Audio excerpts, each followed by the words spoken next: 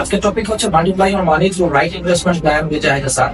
আমাদের টাকা আমরা বাড়াতে চাই সবাই, কিন্তু অনেকটা চোরাবালির মতন কাজ করে লাইফ একটা পর্যায়ে গিয়ে, যে আমরা টাকা বাড়াতে যত যাই তত আসলে গভীরে চলে যাই, তত আসলে ভিতরে ঢুকে যাই, তত আসলে ঋণের বোঝা মাথার উপরে চেপে আসে একটা পর্যায়ে। বিজনেস যারা করে স্পেশালি তারা ভালো হয়তো রিলেট করতে পারবে বা বুঝতে পারবে। তো কিভাবে মাল্টিপ্লাই করা যায় এবং রিচ পিপুলরা কিভাবে কাজ করে, এই বিষয়গুলো আমরা আজকে কিছু বিষয় জানার চেষ্টা করবো।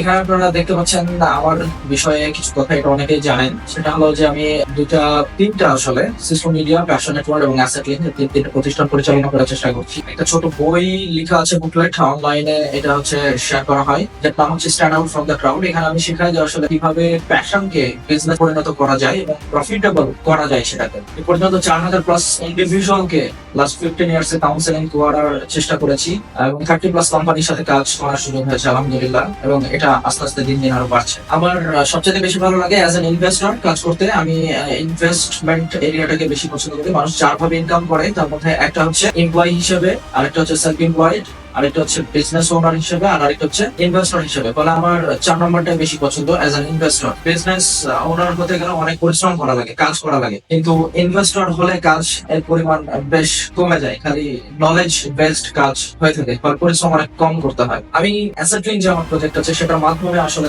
10টা+ বিষয় আমরা ইনভেস্ট করার ব্যাপারে ইন্টারেস্টেড, এবং আমরা ইনভেস্ট করছি বা করবো আরো সামনে। তার মধ্যে রিয়েল এস্টেট আছে, প্রাইভেট ইকুইটি আছে, অর্থাৎ বিজনেস ইনভেস্ট করা আছে, এছাড়াও আরো 10টা এরিয়াজ আছে যেগুলোতে আমরা ইনভেস্ট করি।